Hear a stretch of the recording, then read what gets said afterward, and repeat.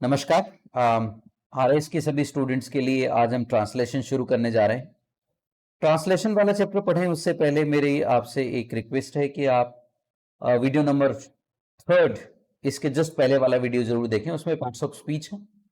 Parts of speech वो theory या concept होते हैं जिनसे सारे के सारे आगे के कॉन्सेप्ट्स निकल के आते हैं। तो संकल्पना, जैसे इस पहले सेंटेंस में भी इस वर्ड का इस्तेमाल हुआ है, कॉन्सेप्ट। इन एनी वेज आगे बढ़े उससे पहले हमें यह भी देखना है कि हमारे ट्रांसलेशंस में किस तरह के क्वेश्चंस आते हैं। तो जनरली जो अभी जो चेंजेस आए हैं वो इस पिछले वाले पेपर में हमें देखने को मिल जाते हैं। ये 5 क्वेश्चंस हैं जो पिछले पेपर में आए थे, आरएस के मेंस के इंग्लिश वाले पेपर में। तो यहाँ पे इस सेंटेंस को देखेंगे तो ये हमारा कॉम्प्लेक्स सेंटेंस है। अगर इसको देखेंगे तो ये कंपाउंड है। ये भी हमारा कॉम्प्लेक्स सेंटेंस है। यहाँ पे 2 सिंपल सेंटेंसेस को मिला के इन्होंने एक सेंटेंस बनाया है और यहाँ पे भी हमारे सामने कॉम्प्लेक्स सेंटेंस है। तो जनरली हम देख रहे हैं कोई सिंपल सेंटेंस या एक सिंपल सेंटेंस जिसमें एक सब्जेक्ट या प्रेडिकेट है, उसका ट्रांसलेशन हमसे नहीं पूछा जा रहा है। हमसे या तो ट्रांसलेशन पूछ रहे हैं कंपाउंड या कॉम्प्लेक्स सेंटेंसेस की जिसमें एक से ज्यादा थॉट्स इंटरवाइंड हैं। तो यहाँ पे अगर हम इस चीज को ध्यान से देखें तो हमें ट्रांसलेशन में कुछ स्किल्स ऐसी चाहिए जो एक नॉर्मल स्टूडेंट के पास नहीं होती। तो पहली तो है आपको एक्सट्रीम रीडिंग स्किल्स चाहिए। इन क्वेश्चंस को देख के ऐसा लगता है ये किसी अच्छे न्यूज़पेपर के जो लीड आर्टिकल्स होते हैं, द हिंदू है, इंडियन एक्सप्रेस है, बिजनेस स्टैंडर्ड है, इनका या कोई बहुत अच्छी मैगजीन्स के आर्टिकल्स हैं। तो यहाँ पे उन आर्टिकल्स की कुछ लाइंस को उठा के गूगल ट्रांसलेटर में डाला गया है, क्योंकि गूगल वाला ट्रांसलेशन है, ये एक्सपर्ट वाला ट्रांसलेशन नहीं है। साफ साफ शब्दों को देखने पर मिलता है। दूसरी चीज इसमें जो बहुत अगली जो चीज आपको ध्यान में रखनी है, जैसे यहाँ पे जब भी आप किसी इस तरह के सेंटेंस का ट्रांसलेशन करेंगे तो आपके सामने 2 चुनौतियां आने वाली है। एक, आपका जो काम है वो नॉर्मल वोकैबुलरी से नहीं चलने वाला है। नॉर्मल वोकैबुलरी के बजाय आपको रीडिंग जो एवरीडे आप करते हैं एडिटोरियल्स वगैरह की, उसमें जो कोलोकेशंस आते हैं, कोलोकेशन 2 शब्दों के जोड़े, 2-3 शब्दों के जोड़े, राइट, उन पे आपको ध्यान देना है। उसे कहते हैं कोलोक्वियल इंग्लिश। जैसे चेहरे पे स्माइल लाने के लिए कहते हैं ना, चेहरे पे हमेशा स्माइल रखिए, तो रखने के लिए इंग्लिश में हम बोलते हैं कीप, बट इंग्लिश लैंग्वेज में हम कीप के बजाय यूज करते हैं wear a smile on your face, wear a smile. तो ये हमें ध्यान में रखना। इस तरीके से कीप हमेशा कीप ही होगा, वेयर हमेशा पहनना ही होगा, ये इंग्लिश में जरूरी नहीं होता। और इस तरह की जो इंग्लिश होती है उसी को कोलोक्वियल इंग्लिश कहते हैं, जो वर्ड कोलोकेशन से ही बना है। तो हमारे लिए एक बड़ी चुनौती है। तो जब जो भी स्टूडेंट्स प्रिपेयर कर रहे हैं, आई एम श्योर कि वो राइटिंग पार्ट को कवर करने के लिए और ट्रांसलेशन पार्ट को कवर करने के लिए एडिटोरियल्स अच्छे न्यूज़पेपर्स के जरूर पढ़ते होंगे। तो वो इस पार्ट पे जरा थोड़ा सा ध्यान दें कि उन्हें कोलोकेशंस के या जोड़ों के शब्दावली देखनी है, एक्सप्रेशंस के मीनिंग्स देखने हैं रादर देन इंडिविजुअल वर्ड्स के मीनिंग्स। इंडिविजुअल वर्ड्स की वोकैबुलरी काम आती है 4 क्वेश्चंस में, जहां पे आपके पास एंटोनिम और सिनोनिम पूछे जाते हैं पूरे पेपर में। तो केवल 4 क्वेश्चंस के लिए अगर हम एक ही वर्ड और सिंगल वर्ड के मीनिंग्स को हम रटते रहें तो थोड़ा हमारे लिए चुनौतीपूर्ण हो सकता है। तो पहले के लिए हम देखें तो यहाँ पे पहला वर्ड आया सामाजिक न्याय। तो सामाजिक न्याय obviously it is social justice. Good संकल्पना, इट कुड बी लाइक यहाँ पे गुड के लिए आपके पास मिस्टीरियस हो सकता है, इजोटेरिक हो सकता है, आर्केन हो सकता है वर्ड। जैसे 3 वर्ड मैंने अभी बोले तो मैं आपके सामने रख देता हूं। मिस्टीरियस हो सकता है एक वर्ड, दूसरा इजोटेरिक हो सकता है, तीसरा आर्केन वर्ड है, बहुत रेयरली यूज होता है लेकिन गुड के लिए यूज होता है, फ्रीक्वेंटली आता है। अब यहां पे आपके लिए चुनौती यह है कि आपके वोकैब इस लेवल पे कम से कम होनी चाहिए जिसमें आप सिंपल वर्ड से लेके और उसके ठीक ठाक सिनोनिम जो होते हैं, जो एकेडमिक्स में यूज होते हैं, जो न्यूज़पेपर के एडिटोरियल्स में यूज होते हैं वहां तक आपका थोड़ा ठीक ठाक नॉलेज हो। तो ये आपके इस तरह के क्वेश्चंस को देख के मुझे थोड़ा जो प्राइमा फेसी प्राइमरी प्रथम दृष्टया जो मुझे नजर आया वो मैंने आपके साथ शेयर किया है।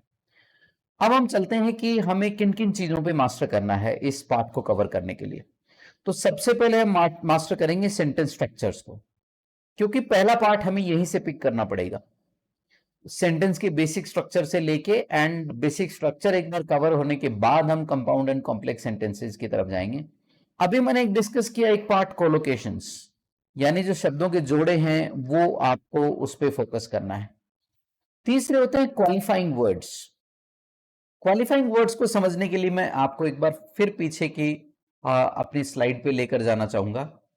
यहां पे अगर आप देखते हैं तो यहां पे जैसे एक क्वालिफाइंग वर्ड वो होते हैं जो जनरली एडवर्ब्स होती हैं, जो सेंटेंस के बिगिनिंग में रखी जाती हैं। हालांकि एडवर्ब्स जनरली एंड में होती हैं या वर्ब्स के बीच में होती हैं, बट कई बार पूरी थॉट को क्वालिफाई करती हैं।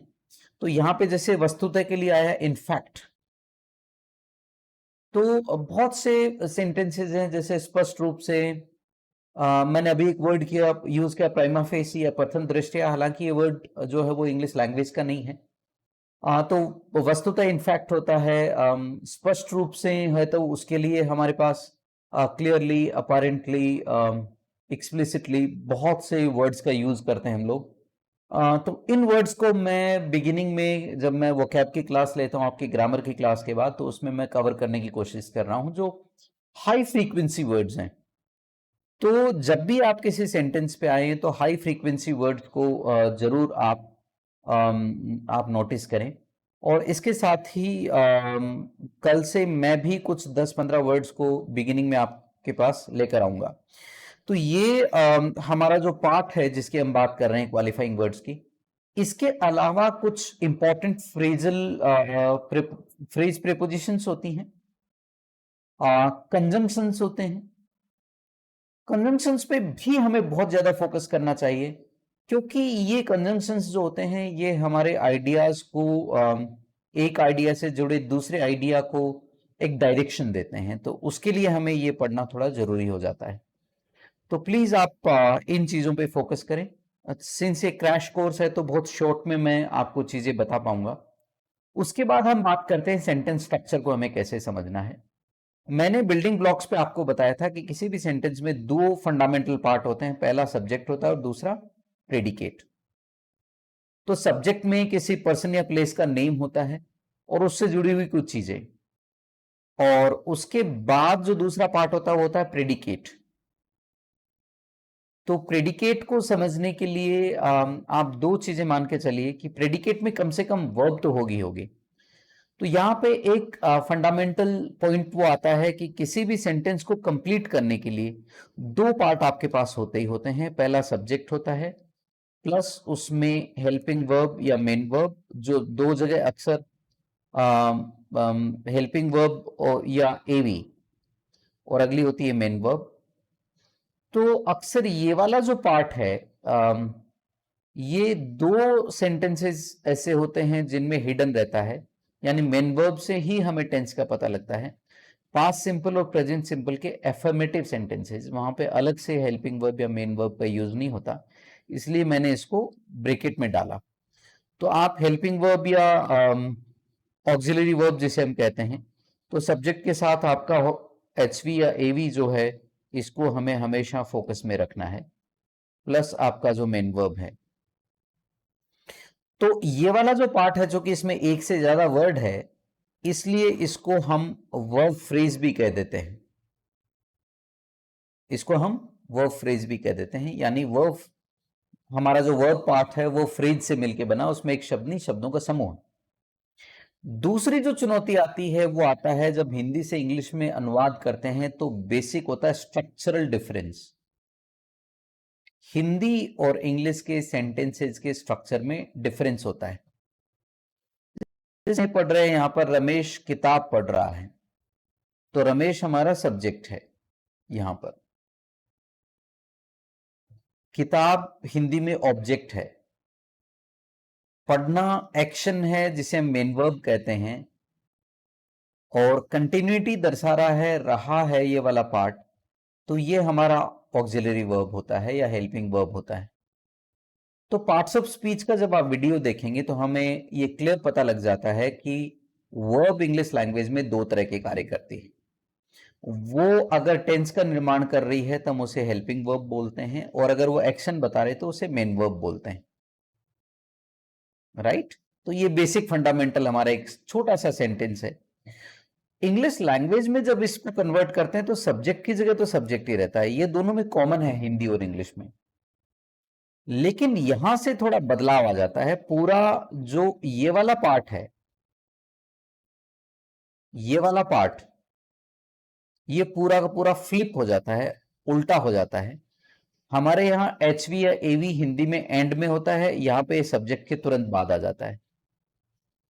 मेन वर्ब जो होता है वो हेल्पिंग वर्ब से पहले रखा होता है हिंदी में, लेकिन इंग्लिश लैंग्वेज में हम मेन वर्ब को बाद में रखते हैं, जो कि हमारे पास रीडिंग है। ऑब्जेक्ट हमारे पास बुक है। अब ऑब्जेक्ट यहाँ पे हिंदी में सब्जेक्ट के तुरंत बाद रखा होता है, जबकि इंग्लिश लैंग्वेज में इसमें हम मेन वर्ब के बाद में इसको प्लेस करते हैं।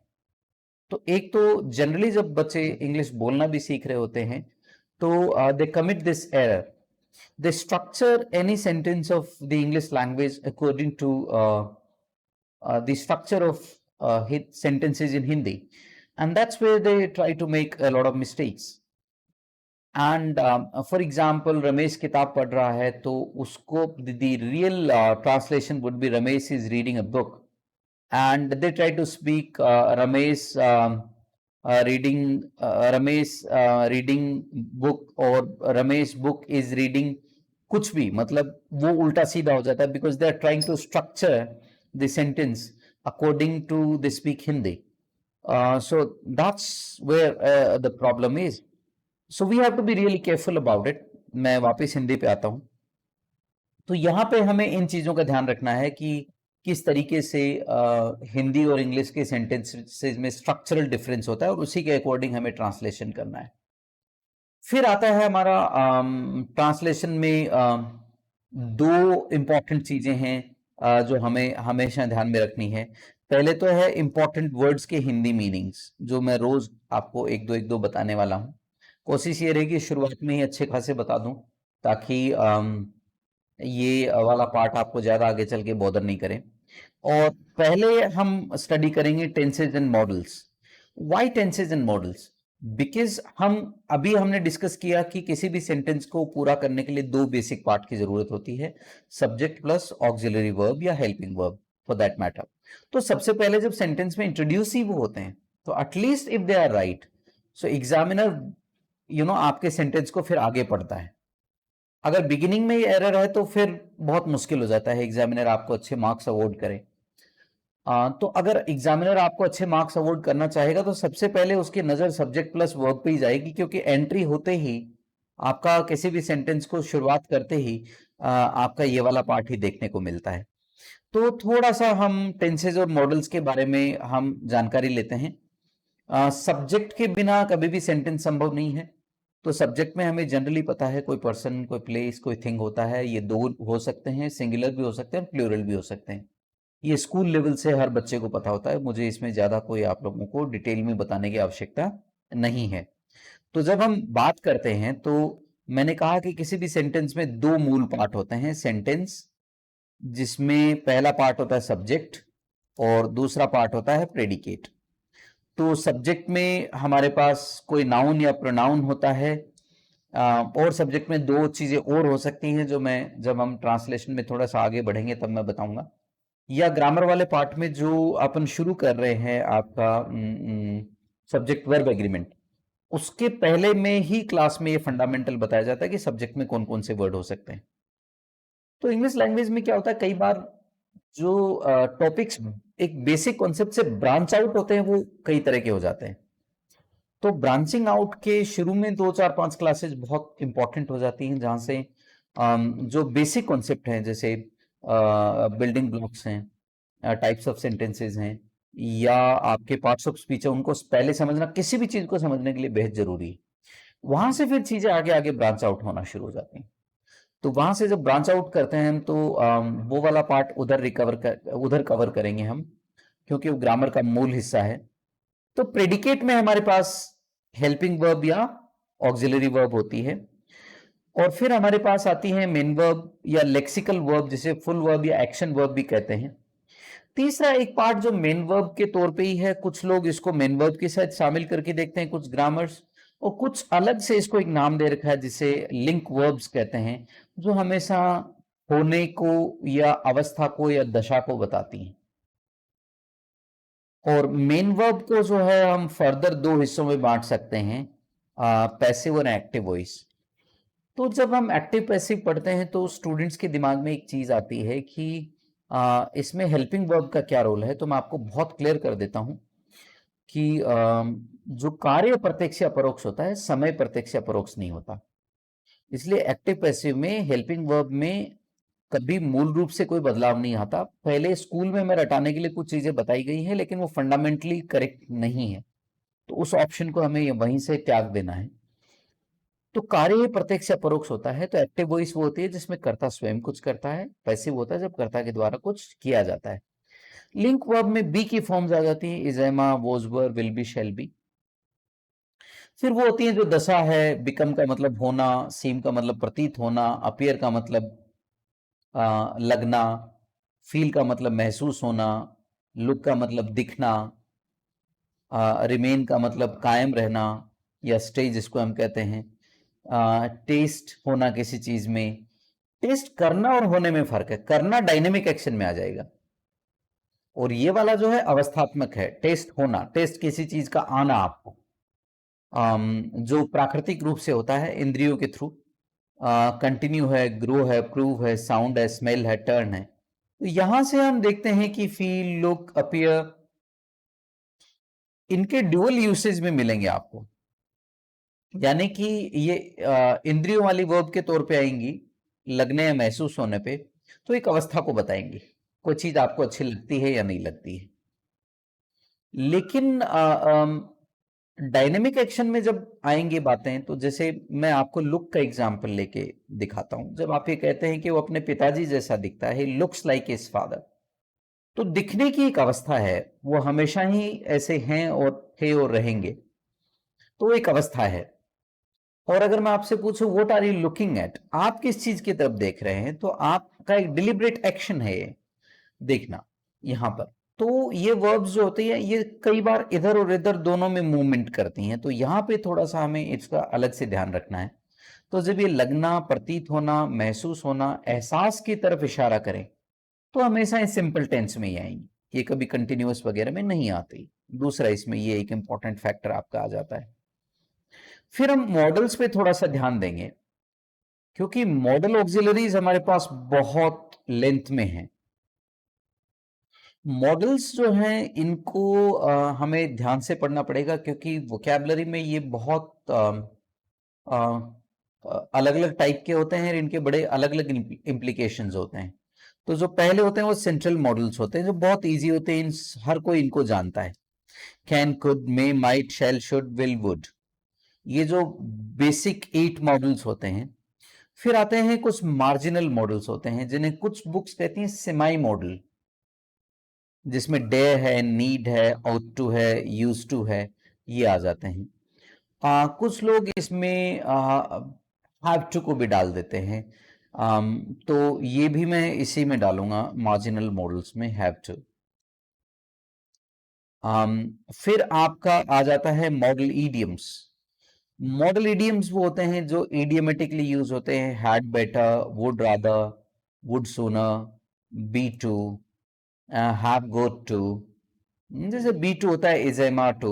जैसे बी टू का मैं अगर आपको थोड़ा अलग लग रहा तो मैं बता देता हूँ, he is to start a class, he is to start a class. कोई कुछ करने वाला होता है नियर फ्यूचर में, तो उसके लिए प्लान्ड एक्टिविटी के लिए इज टू का प्रयोग कर लेते हैं हम। Am are, is, am, are, was were, अगर पास्ट का है तो वॉज वर, तो इस तरीके से यूज होता है। फिर आते हैं semi auxiliaries.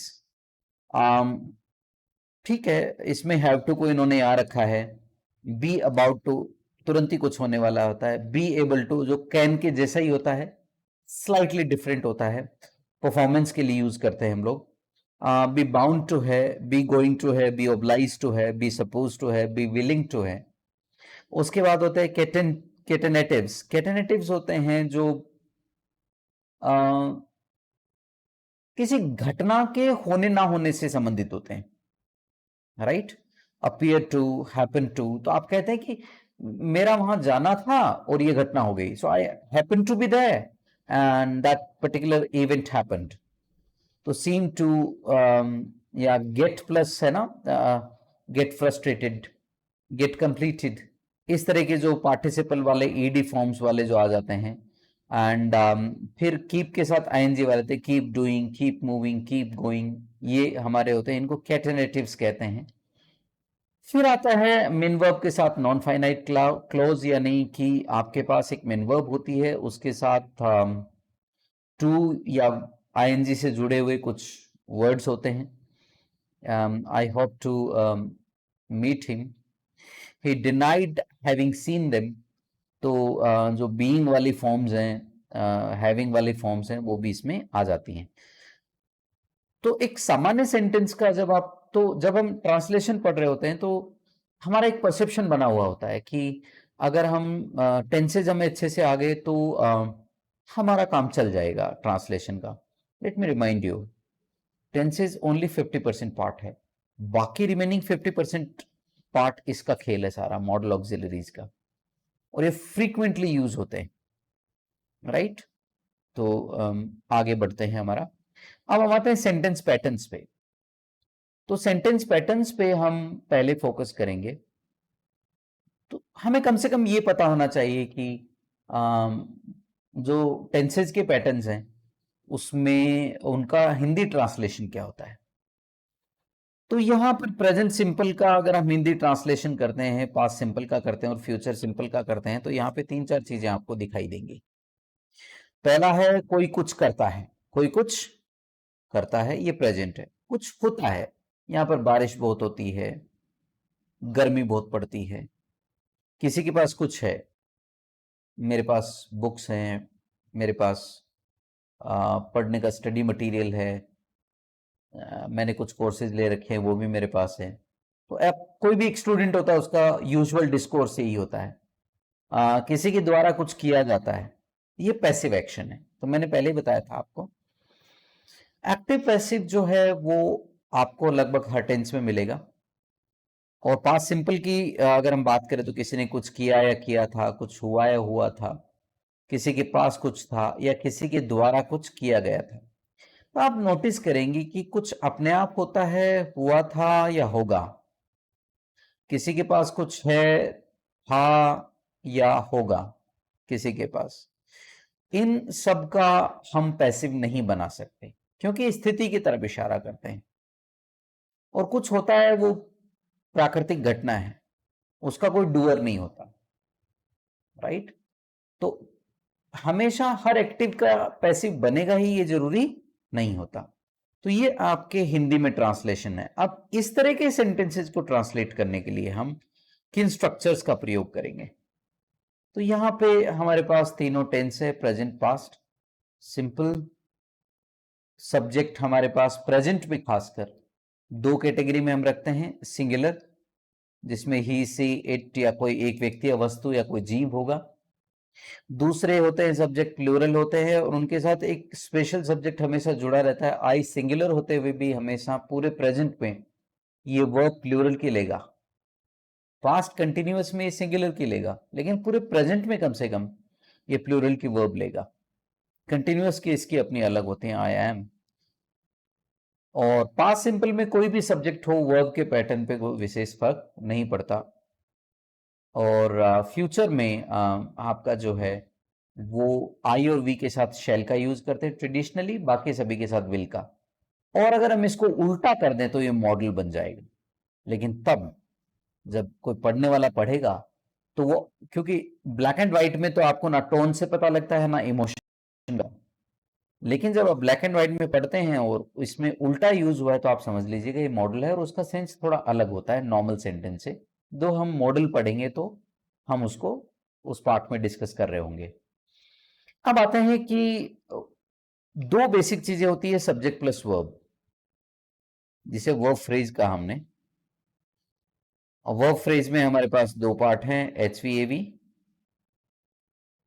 Plus main verb, इनके ऊपर सारा खेला है। तो सब्जेक्ट अगर सिंगुलर हो तो प्रेजेंट सिंपल में वर्ब के साथ SAES लगाते हैं, प्लूरल हो तो कुछ भी हम लगाते नहीं है, सिंपल वर्ब के फर्स्ट फॉर्म का यूज करते हैं, राइट।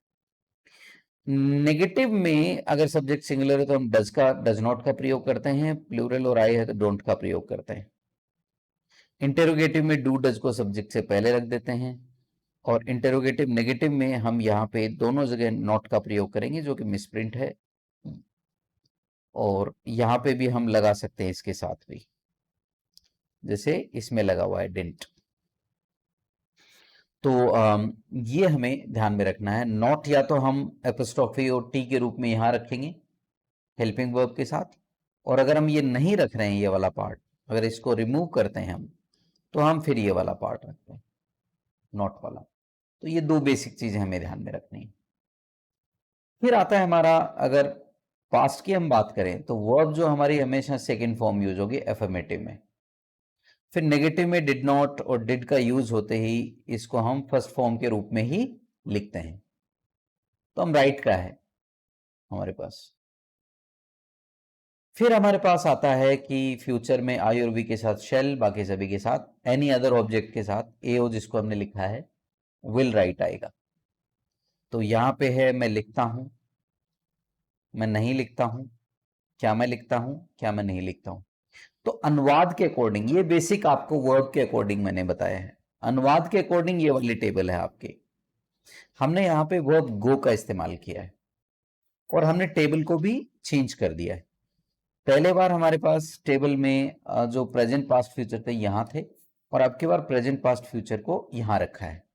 ये बहुत सिंपल बनाने के लिए इसको रखा है, क्योंकि टेंसेज में आपको सब्जेक्ट प्लस वर्ब के कॉम्बिनेशंस पे फोकस करना, मतलब उसको लिखने वाला टेबुलर फॉर्मेट ये वाला यूज करे या पिछले वाला। तो जानबूझ के दोनों मैंने यूज किए हैं। बहुत से लोग, कई बार बहुत से स्टूडेंट्स जो हैं वो इस बात में कंफ्यूज हो जाते हैं, टेबल का स्ट्रक्चर बदलते ही वो कंफ्यूज हो जाते हैं। तो उसको आप फ्लिप करके देख लीजिए, रोटेट करके देख लीजिए, टेबल को यही नजर आएगा। तो यहाँ पे कोई जाता है, तो कोई की जगह हमने यहाँ पे ही रखा, तो हमने ऐसे यस लगाना पड़ा, ही गोज। इसका नेगेटिव बनेगा ही डजंट गो, इंटेरोगेटिव बनेगा डज ही गो, और इंटेरोगेटिव नेगेटिव बनेगा doesn't he go. Past simple को अगर हम देखें तो पास्ट सिंपल में हमारे पास कोई गया या गया था, ही वेंट। कोई नहीं गया, ही डिडंट गो। क्या कोई गया था, डिड ही गो। क्या कोई नहीं गया था, डिड ही नॉट गो, या डिडंट ही गो। तो हमने यहाँ पे कोई की जगह वो रखा हुआ है, वो गया था, वो नहीं गया था, क्या वो गया था, क्या वो नहीं गया था। तो यहाँ पे सब्जेक्ट की जगह हम somebody भी रख सकते हैं। वो जाएगा, he will go, वो नहीं जाएगा, क्या वो जाएगा, क्या वो नहीं जाएगा। he won't go, will he go, won't he go।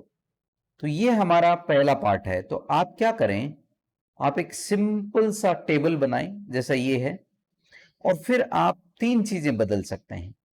क्योंकि टेंसेज में तो हमने ऑलरेडी टेबल्स बनाई हुई हैं अलग अलग की, इसलिए हेल्पिंग वर्ब को चेंज करने की जरूरत नहीं पड़ेगी, क्योंकि तीनों टेंसेज को हम वैसे अलग अलग लेकर ही चल रहे हैं, राइट। तो हमें अगर सब्जेक्ट बदलना है तो हम इसको बदलेंगे, और उस जो पहला फंडामेंटल हमने पढ़ा उसका ध्यान रखेंगे। सिंगुलर है तो SAES, otherwise plain first form. और अगर हमें एक्शन बदलना है, जाने की जगह लिखना करना है, बोलना करना है, मान लीजिए स्पीक, हमें बोलने के लिए कुछ लिखना है, तो बोलने के लिए अगर वर्ब स्पीक के साथ आप टेबल बनाएंगे, तो यहां पे आप लिखेंगे he speaks, I speak. He doesn't speak, I don't speak. Does he speak, do I speak. Doesn't he speak, don't I speak. तो अगर आपको एक्शन बदलना है तो वर्ब बदल दीजिए, सब्जेक्ट का नंबर चेंज करना है सिंगुलर प्लूरल, या सब्जेक्ट को ही बदलना है तो सब्जेक्ट को बदल दीजिए, और अगर टेंस बदलना है तो आप हेल्पिंग वर्ब को बदल दीजिए। जैसे मान लीजिए ये प्रेजेंट में ही डजंट गो, इसका अगर आपको टेंस बदलना है, पास्ट में करना है, तो आप बोल देंगे ही डिडंट गो, क्योंकि आपने यहाँ पे डिड को डू को किस में चेंज कर दिया, डिड में, पास्ट फॉर्म में। और फ्यूचर इसका हो जाएगा ही वॉन्ट गो, तो यहाँ पे फ्यूचर है तो विल नॉट की जगह, सॉरी डिड नॉट या डू नॉट की जगह हमने विल नॉट का यूज कर लिया, यानी कि डजंट की जगह डिडंट या वॉन्ट का यूज कर लिया टेंस चेंज करने के लिए। तो ये बहुत सिंपल प्रोसेस है। तो अगर आप प्रैक्टिस करना चाहते हैं अच्छे से, तो पहले आप एक ऐसी टेबल बनाइए जिसमें अपनी चॉइस की स्पीक ले सकते हैं, कोई भी वर्ब ले सकते हैं, राइट ले सकते हैं, आप डू ले सकते हैं। बट एक चीज ध्यान रखना, कोई भी वर्ब का अगर आप इस तरीके से टेंसेस का टेबल बनाएं, उससे पहले एक बार उसका फर्स्ट सेकंड थर्ड फॉर्म जरूर देख लें। रिमेंबर, जो आप करते हैं वही आपका है। थ्योरी कोई कितनी भी आपको अच्छी पढ़ा दे, कुछ दिन के बाद वो दिमाग से निकल जाती है। तो खासकर ट्रांसलेशन वाले पार्ट में और ग्रामर के जो फंडामेंटल पार्ट है, जो टेंसेस हैं, उन पे कमांड करने के लिए मेरी आपसे रिक्वेस्ट है कि आप एक बार टेबल खुद से बना लें। That will help you a lot. फिर आज की क्लास के लिए हमारे पास इतना ही है। Thank you very much. May God bless you all. See you tomorrow.